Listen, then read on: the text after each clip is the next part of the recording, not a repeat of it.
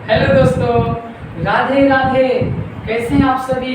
सब ठीक है। ठीक है। पढ़ाई अच्छी से चल रही है ना जी? हाँ। ठीक है, बहुत बढ़िया। जैसा कि कल हम लोग क्रैश कोर्स की चर्चा किए थे और उसके सिलेबस को समझे थे, और आज हम एसएसटी में हम लोग अर्थव्यवस्था का बात करेंगे, जिसमें हमारा पहला चैप्टर है, अध्याय है अर्थव्यवस्था एवं इसके विकास का इतिहास। यानी कि अर्थव्यवस्था है क्या और इसके विकास का इतिहास, यानी कि ये अर्थव्यवस्था कैसे विकास किया, इसके बारे में चर्चा करेंगे। जैसे कि हम जानते हैं कि लगभग 200 वर्षों तक हमारा जो देश है अंग्रेजों का उपनिवेश रहा, यानी कि अंग्रेजों का उपनिवेश कहे तो गुलाम रहा। पहले के समय में ऐसा जो आज के समय में जो अर्थव्यवस्था है, ऐसा अर्थव्यवस्था नहीं था। उस समय अर्थव्यवस्था जो है थोड़ा सा कमजोर पड़ गया था, लेकिन 15 अगस्त 1947 की आज़ादी के बाद हमारा जो देश है धीरे धीरे अर्थव्यवस्था का जो अपना स्तर है सुधारते गया है, और आज जो है हम लोगों का अर्थव्यवस्था बहुत अच्छा हो गया है। तो इस अर्थव्यवस्था को पढ़ेंगे कि अर्थव्यवस्था है क्या, इसकी हम चर्चा करते हैं। तो सबसे पहले जानेंगे कि अर्थव्यवस्था होता क्या है। अर्थव्यवस्था, इसका मतलब है, अर्थ का मतलब होता है संपत्ति, पैसा, रुपया। इसके व्यवस्था के बारे में पढ़ेंगे कि ये काम कैसे करता है और इसका मैंने साइकोलॉजी क्या है, इसके बारे में चर्चा करेंगे। सबसे पहले समझेंगे कि अर्थव्यवस्था की परिभाषा समझेंगे। अर्थव्यवस्था एक ऐसा ढांचा है जिसके अंतर्गत विभिन्न प्रकार की आर्थिक क्रियाएं संपादित की जाती है। ठीक है, विभिन्न प्रकार की आर्थिक क्रियाएं संपादित की जाती है। कहने का मतलब है कि अर्थव्यवस्था एक ऐसा विज्ञान है, एक ऐसा व्यवस्था है, एक ऐसा ढांचा है जिसके अंतर्गत हम लोग विभिन्न प्रकार की आर्थिक क्रियाएं करते हैं। यानी कि काम करने के बाद हमें कुछ आय के रूप में हमें कुछ पैसा, रुपया, संपत्ति मिलती है, वो हमारा हो गया अर्थव्यवस्था। और अर्थव्यवस्था की परिभाषा विभिन्न प्रकार के से इसकी परिभाषा दी गई है। विभिन्न प्रकार के अर्थशास्त्री हुए हैं, वो अपने अपने स्तर से परिभाषा दिए हैं, जो कि आपके एनसीईआरटी बुक में दिए गए हैं, आप उसको पढ़ सकते हैं। हम आगे चर्चा करते हैं। अर्थव्यवस्था समझ गए, उसके बाद हम समझते हैं कि जो हमारा भारत है उसमें कितने प्रकार के क्षेत्र है। अर्थव्यवस्था के कितने क्षेत्र है हमारे देश में, भारत में। तो भारत में अर्थव्यवस्था के 3 क्षेत्र आते हैं। एक होता है प्राथमिक क्षेत्र। इस प्राथमिक क्षेत्र के अंतर्गत विभिन्न प्रकार के कार्य आते हैं, और इस प्राथमिक क्षेत्र को कृषि क्षेत्र के नाम से भी जाना जाता है। इसके अंतर्गत कृषि, पशुपालन, मछली पालन, बागवानी, ये सभी कार्य इसके अंतर्गत आ जाते हैं। इसलिए प्राथमिक क्षेत्र को कृषि क्षेत्र कहा जाता है।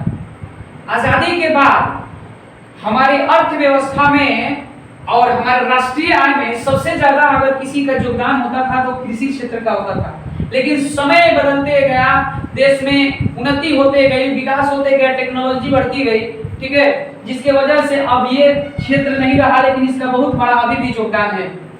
दूसरा समझेंगे द्वितीयक क्षेत्र। द्वितीयक क्षेत्र के अंतर्गत उद्योग आ जाता है। इसको हम उद्योग क्षेत्र के नाम से भी जानते हैं। जो निर्माण के काम होता है, खनन हो गया, निर्माण हो गया, बिजली से रिलेटेड काम हो गया, सड़क निर्माण की पद्धति हो गई, कंपनियां हो गई, सब इसके अंतर्गत आ जाएगी, द्वितीय क्षेत्र के अंतर्गत आ जाएगी, जिसे हम लोग उद्योग क्षेत्र के नाम से भी जानते हैं। आई होप कि आप लोगों को समझ में आ रहा होगा। आ रहा है ना जी?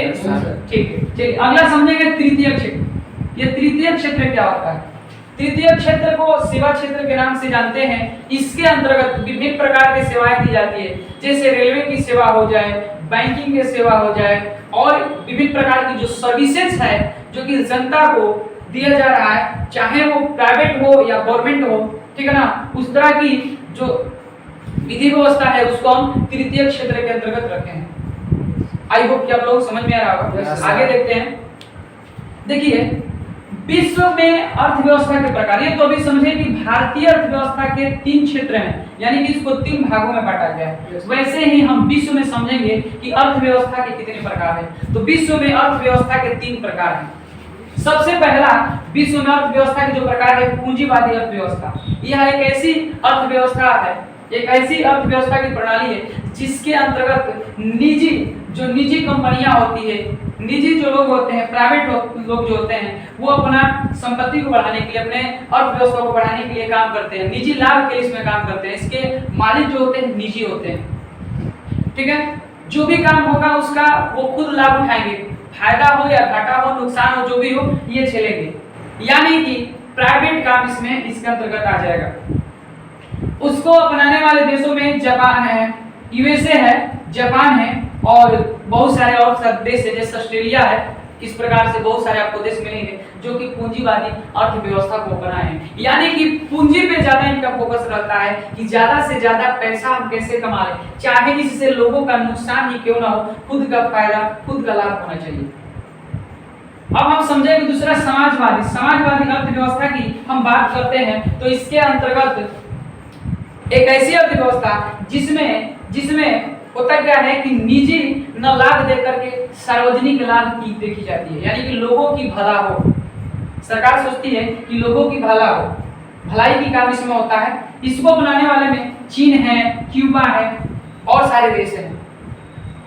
और रही बात की सर तृतीय क्षेत्र के अंतर्गत क्या आएगा, तो तृतीय क्षेत्र के अंतर्गत बात करते हैं, इसमें आ जाएगा मिश्रित अर्थव्यवस्था।